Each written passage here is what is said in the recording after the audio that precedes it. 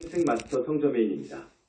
왜 우리는 이 컨퍼런스에서 민주주의와 그리스도의식 퀘스트이라는 주제를 선택했을까요?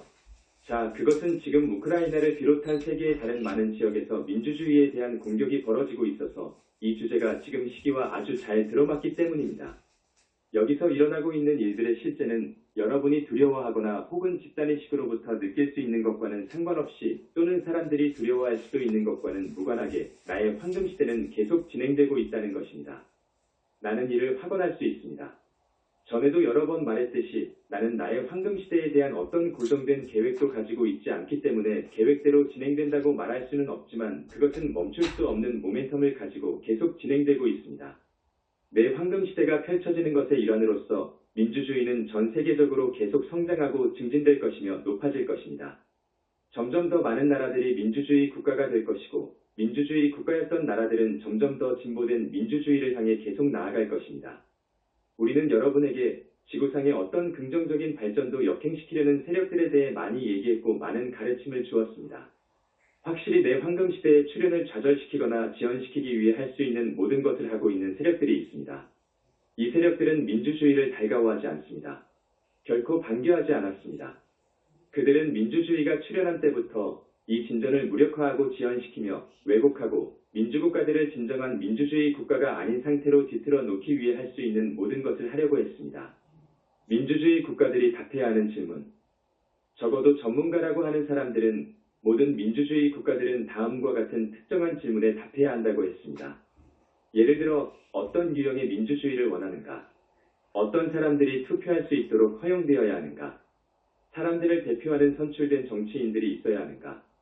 그들은 어떻게 조직되어야 하는가? 등등입니다. 하지만 이 전문가들은 민주주의 국가가 답해야 할 가장 중요한 질문은 왜 민주주의가 다른 어떤 형태의 정치체제보다 더 좋은 체제인가?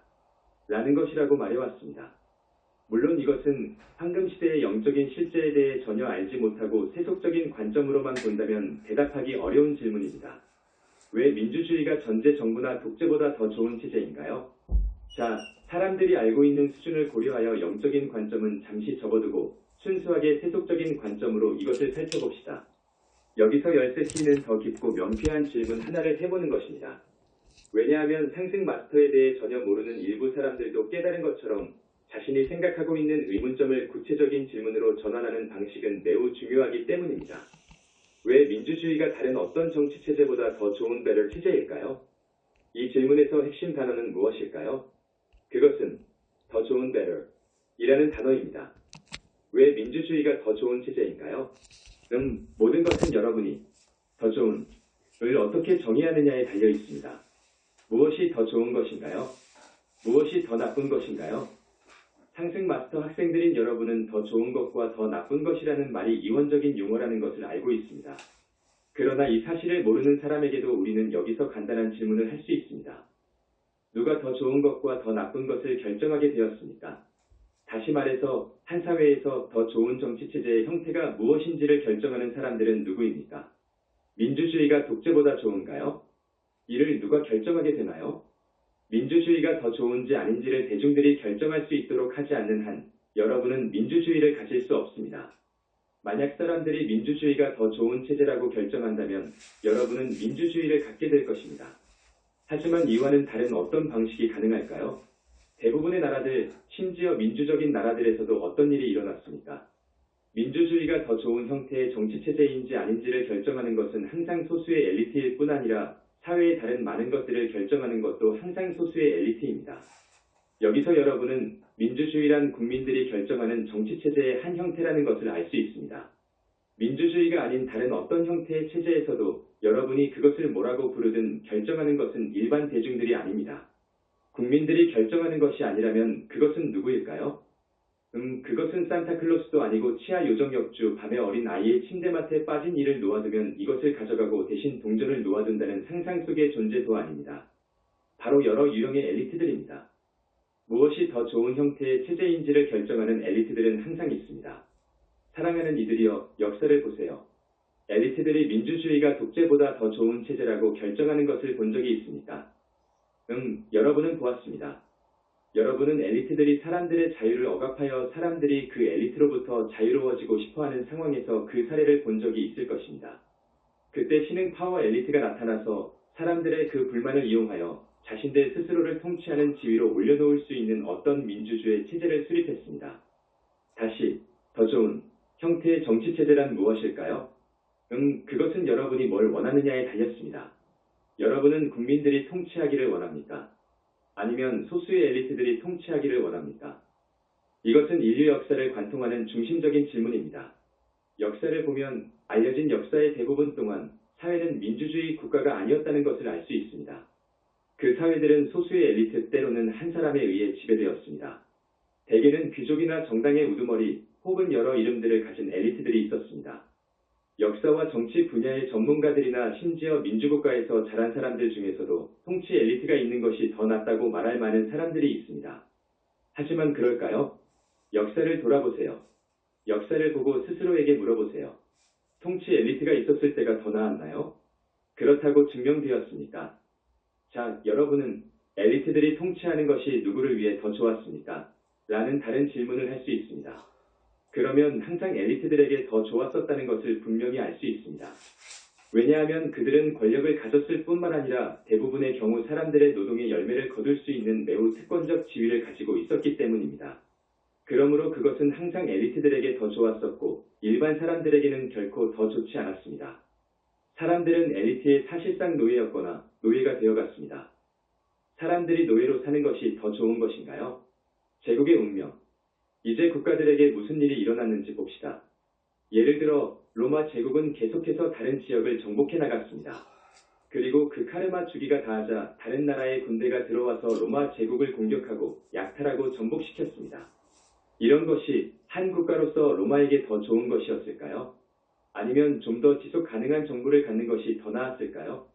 사랑하는 이들이여, 1930년대 대부분의 독일 사람들은 자신들이 최고의 민족이며 지구상에서 가장 발전하고 강력한 국가라고 느꼈습니다. 하지만 그들 중 얼마나 많은 이들이 결국 패전했던 1945년에도 그렇게 느꼈을까요? 히틀러가 한 일이 독일에게 더 좋았나요? 많은 사람들이 1943년, 1944년까지 그렇게 생각했습니다. 하지만 히틀러가 한 일이 더 좋은 것이었을까요? 어떤 관점에서 히틀러의 통치가 더 나을 수 있을까요? 심지어 그를 지지하는 엘리트들에게도 더 좋은 것이 아니었습니다.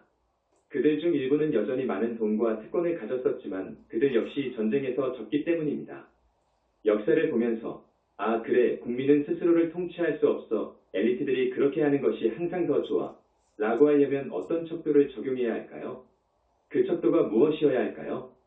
여러분이 역사를 관찰할 때 엘리트들이 통치하는 것이 더 낫다고 말할 수 있는 근거는 무엇일까요?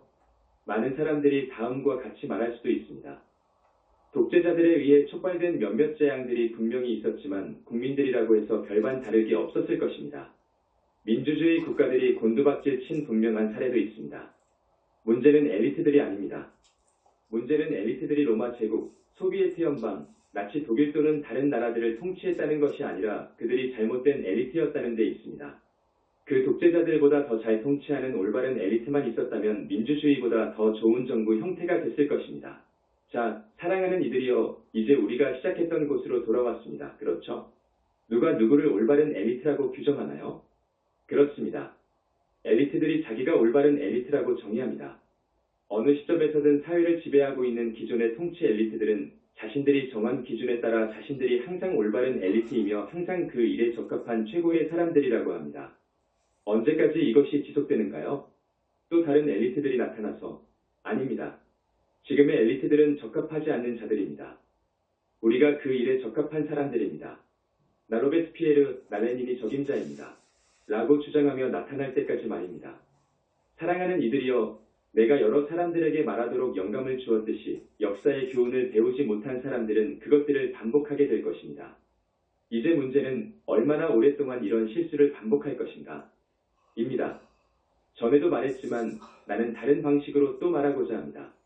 나치 독일, 로마 제국, 소련과 같이 패망하고 자멸한 나라들에서 무엇이 잘못 되었는지를 보면 그리고 자멸한 나라들에게 무슨 일이 일어났는지 보면 항상 불균형이 있었다는 것입니다. 그들은 불균형하게 되었습니다. 한 극단으로 치닫다가 이제 더 이상 나아갈 수 없게 되었고 결국 붕괴로 이어지는 하얀 나선으로 들어갔습니다. 이것을 세속적인 관점에서 보더라도 로마 제국의 경우 수백 년 동안 제국의 확장 단계에 있었음을 알 수 있습니다. 그들은 점점 더 많은 영토와 점점 더 많은 사람들을 정복했습니다. 왜 멈추게 되었을까요? 왜냐하면 당시 통신기술력으로는 로마로부터 얼마나 먼 곳까지 통제할 수 있는지에 대한 한계가 있었기 때문입니다. 로마와 콘스탄티노플에 각각 다른 한 명의 황제가 있어야 하는 시기가 왔습니다. 그런데 어떻게 되었나요? 카인과 아벨에게 일어난 일처럼 그들은 어긋나기 시작했습니다. 그리고 어느 순간 내분이 일어났고 그것이 로마 제국을 멸망시키는 큰 요인이 되었습니다. 하지만 내가 말하는 요점은 로마 제국이 다시 수축되기 전에 얼마나 확장될 수 있는지에 대한 한계가 있었다는 것입니다. 이것이 아버지의 확장하는 힘이고 어머니의 수축하는 힘입니다. 아버지의 확장하는 힘의 불균형이 생기면 그 한계점에 도달하게 됩니다. 힘으로 더 이상 확장할 수 없는 막다른 골목에 도달하게 됩니다. 로마 제국도 이렇게 된 것입니다. 그래서 이제 어머니의 수축하는 힘은 더 강해지고 제국은 무너지기 시작합니다. 히틀러를 보세요. 그는 소련, 러시아, 서유럽, 미국을 동시에 상대했습니다.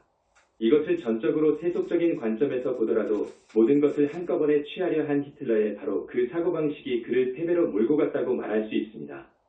왜냐하면 히틀러가 얼마나 계속 확장할 수 있는지에는 어떤 한계가 있어서 결국 수축하는 힘이 끌어당기기 시작하여 소위 막다른 벽에 도달하기 때문입니다. 처음부터 히틀러의 패배는 확실했다고 할 수 있습니다.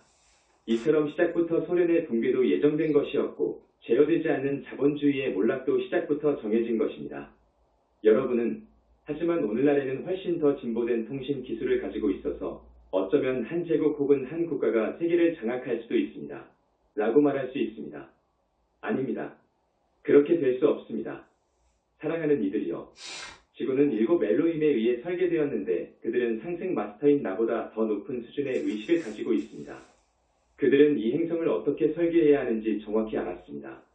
행성의 크기, 대륙과 바다 등 모든 것을 균형 있게 설계해서 힘의 기반을 둔 한 제국이 전체 행성을 점령할 수 없도록 말입니다.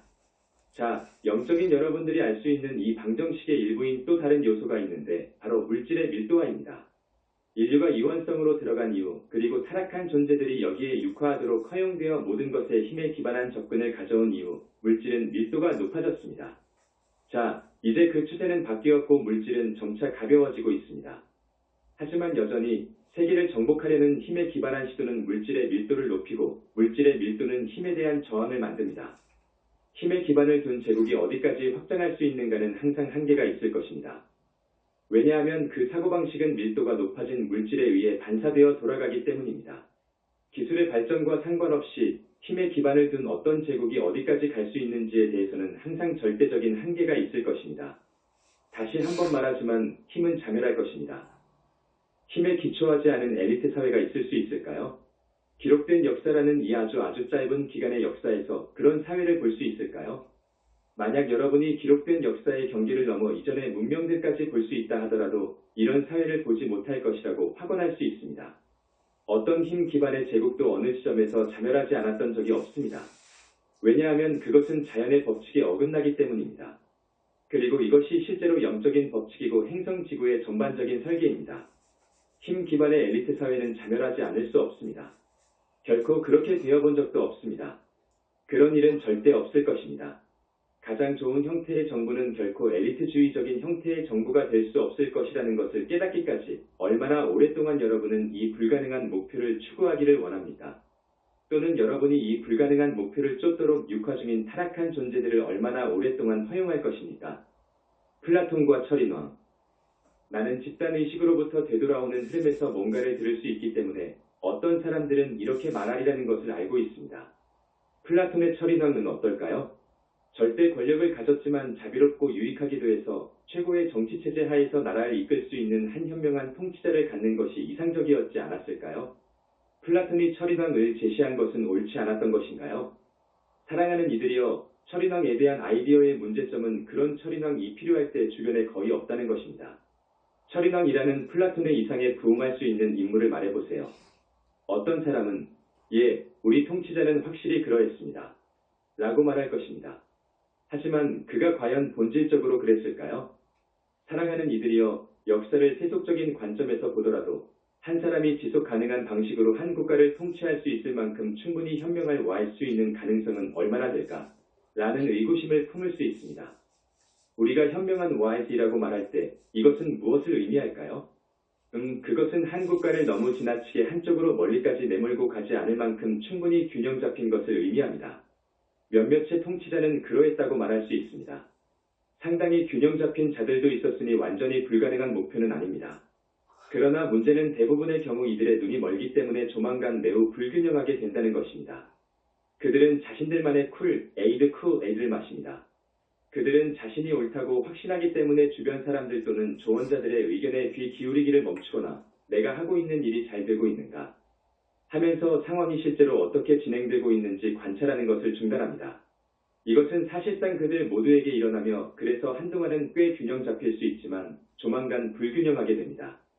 철인왕이라는 아이디어의 또 다른 문제는 지혜로웠던 플라톤도 타락한 존재에 대해 알지 못했었고 그들의 방식을 이해하지 못했다는 것입니다. 여러분은 철인왕 이 될 자를 발견하고 임명하면서 그가 타락한 존재가 아니라는 것을 어떻게 확신합니까? 새로운 왕이 필요할 때 그 자리를 원하는 타락한 존재들은 항상 있을 것입니다. 그들은 그 자리를 얻기 위해 무엇을 하려 들까요? 뭐든지 기꺼이 합니다. 거짓말, 기만, 권력게임, 심지어 상대 후보까지 죽입니다. 사람들이 철인왕을 임명했다고 어떻게 확신하게 만들까요? 여러분은 사람들이 그를 선출하도록 해야 할 것입니다. 그렇지 않나요? 그렇다면 그것은 민주주의의 형태가 아닌가요? 한 현명한 통치자가 있다고 해도 그는 국민에 의해 선출되어야 할 것입니다. 그러면 어떻게 현명한 통치자가 갑자기 현명해지지 않게 되는 것을 막을 수 있을까요? 그것은 오직 사람들이 원한다면 그를 해임시킬 수 있는 방법이 있을 때 가능합니다. 이것 또한 민주주의의 한 형태가 아닌가요? 내 요점은 이것입니다. 역사를 보면 의사결정 과정을 통제하는 사람이 적을수록 더 큰 실수가 범해졌다는 것을 알 수 있습니다. 역사를 기꺼이 보는 사람은 누구나 이것을 볼 수 있습니다. 이것은 단순히 삶이 어떻게 돌아가고 역사가 어떻게 펼쳐져 왔는지에 대한 관찰의 결과입니다. 이것이 무엇을 의미할까요?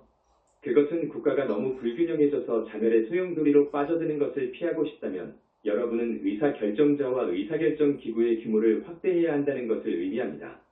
의사결정 기구의 궁극적인 확대는 무엇입니까? 모든 사람들이 의사결정에 참여하는 것입니다. 이것이 우리가 역사에 대한 일반적인 관찰로서 알 수 있는 것입니다.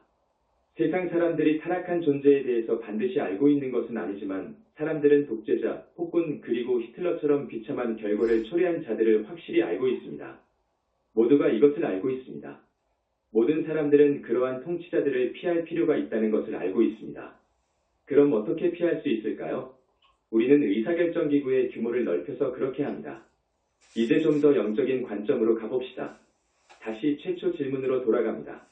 더 좋은 정치 체제의 형태는 무엇일까요? 여기에 많은 기준이 적용되어 왔습니다. 국민을 위해 경제적 번영과 같은 물리적 성과를 창출할 수 있는 체제라고도 할 수 있고 외부의 침략으로부터 사람들을 보호할 수 있는 체제라고도 할 수 있습니다. 여러분 사회에서 정의하는 어떤 기준을 적용하여 이런저런 일들을 할 수 있는 정치체제라고도 할 수 있습니다. 하지만 최선일까요? 마음의 능력의 확장. 전에도 말한 바 있지만 간단하게 다시 말해보겠습니다. 역사를 보면 지난 수천 년 동안 무슨 일이 일어났나요? 여러분이 목격한 진전의 기반은 무엇입니까? 석기시대에 비해서 세계가 발전하지 않았다고 말할 사람은 거의 없을 것입니다. 이 진보의 기반은 무엇입니까? 자, 그것은 지식의 확장이라고 말할 수 있습니다. 오늘날 우리는 석기시대보다 더 많은 것을 알고 있습니다. 하지만 그게 정말 전부일까요? 그리고 여기에서 지식의 확장이란 무엇을 의미할까요? 어떻게 오늘날 사람들이 석기시대 사람들보다 더 많이 알 수 있을까요?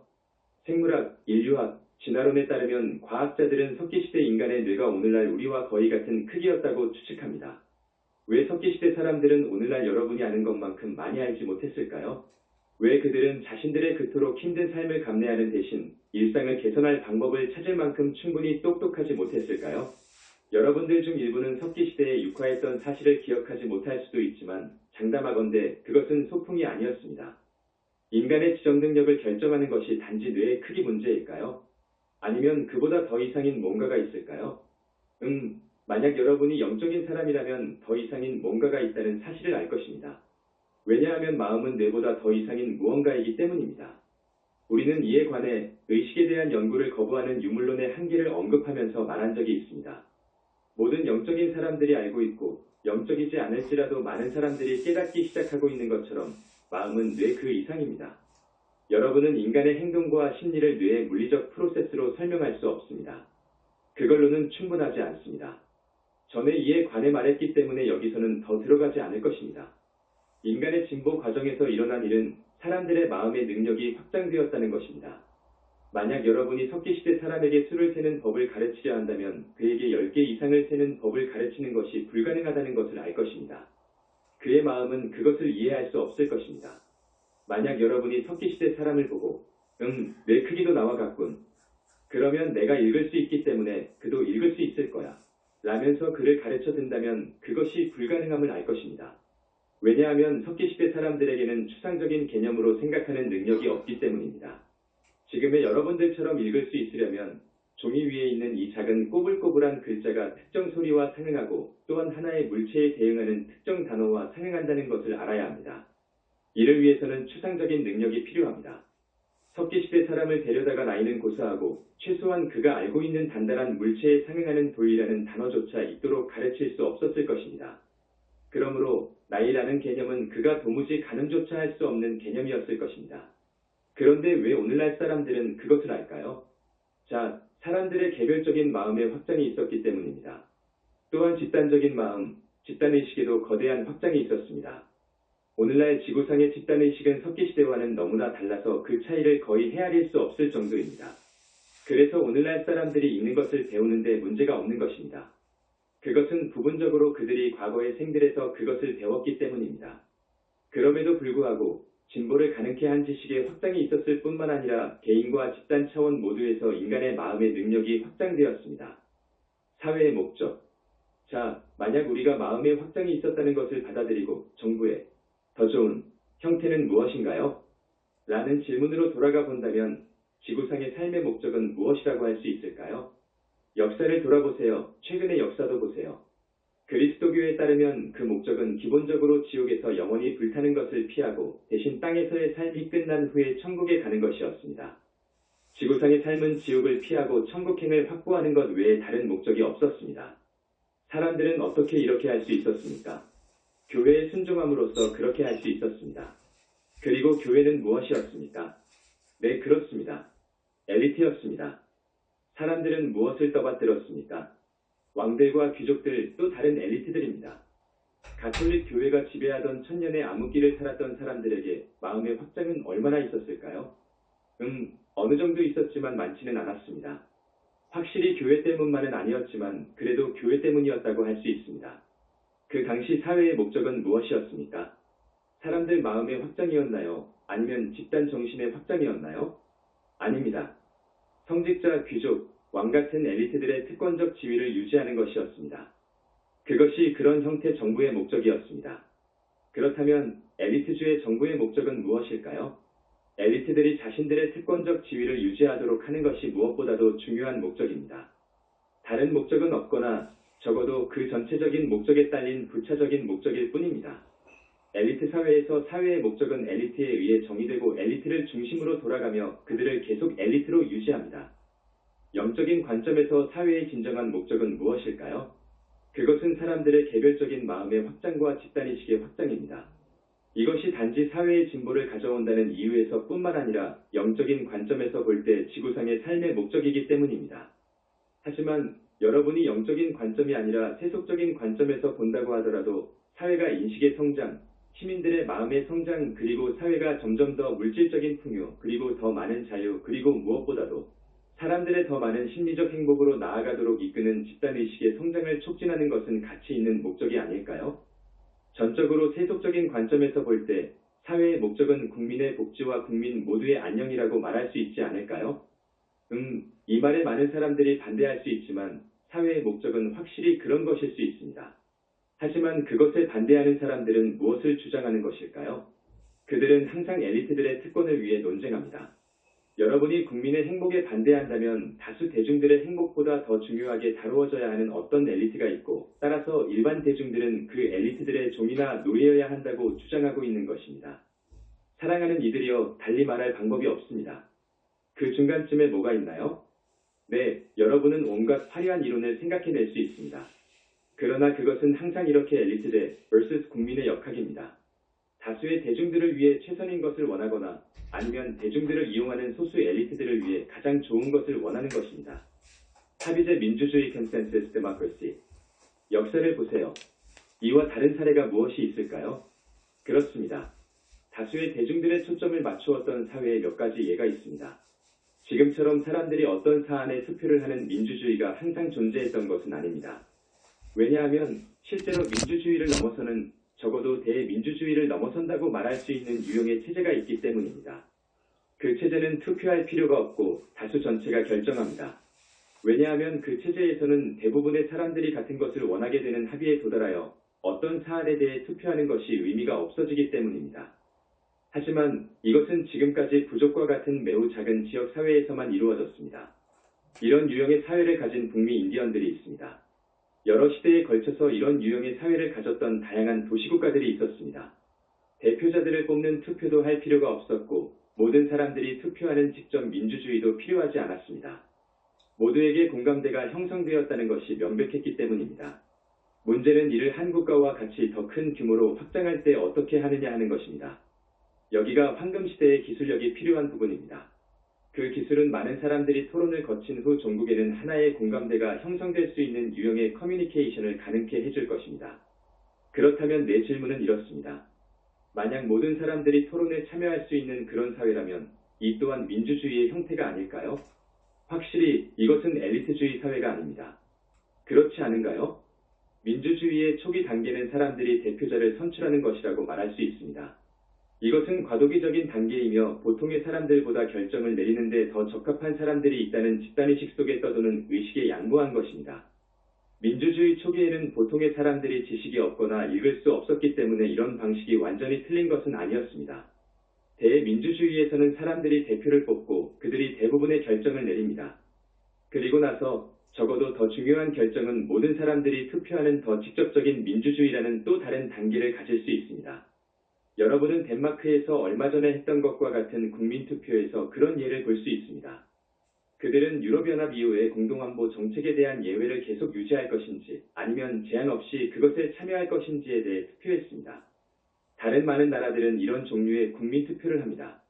하지만 이런 것들은 여전히 다수결 원칙이 적용됩니다. 다수결 원칙이 적용되는 많은 경우에도 여전히 이렇게 하는 것이 최선의 정치체제일까? 라는 의문이 존재합니다. 이것은 민주주의가 해결해야 할 질문들 중 하나입니다. 우리는 한 사람이 다수를 위한 결정을 하도록 허용하여 소수의 나머지 다른 사람들이 그것에 반대하더라도 특정 이슈에 대해 결정하도록 해야 합니까? 아니면 특정 이슈에 대해 결정하기 위해 더 많은 다수가 필요할까요? 물론 이것은 결국 국민투표의 시행이 거의 매번 해야 하는 절차처럼 되는 지점에 이를 수 있습니다. 왜냐하면 이런 방식으로 하다 보면 적어도 대다수의 사람들이 이 방향으로 가는 것이 그들 자신의 이익, 모두의 이익, 그리고 국가의 이익에 가장 부합한다고 보는 공감대가 점차적으로 나타나기 때문입니다. 적응 능력. 여기서 더욱 중요한 것은 이것입니다. 민주주의는 어떤 형태이든 황금시대의 정치체제입니다. 그것은 미래에도 가져야 할 정치체제입니다. 지구상에는 민주주의가 미래의 정치체제라는 것에 여전히 동의하지 않거나 믿지 않는 많은 사람들이 있습니다. 하지만 이것에 동의하지 않는 대부분의 사람들을 보면 소수의 엘리트들이 지배하는 나라에 살고 있습니다.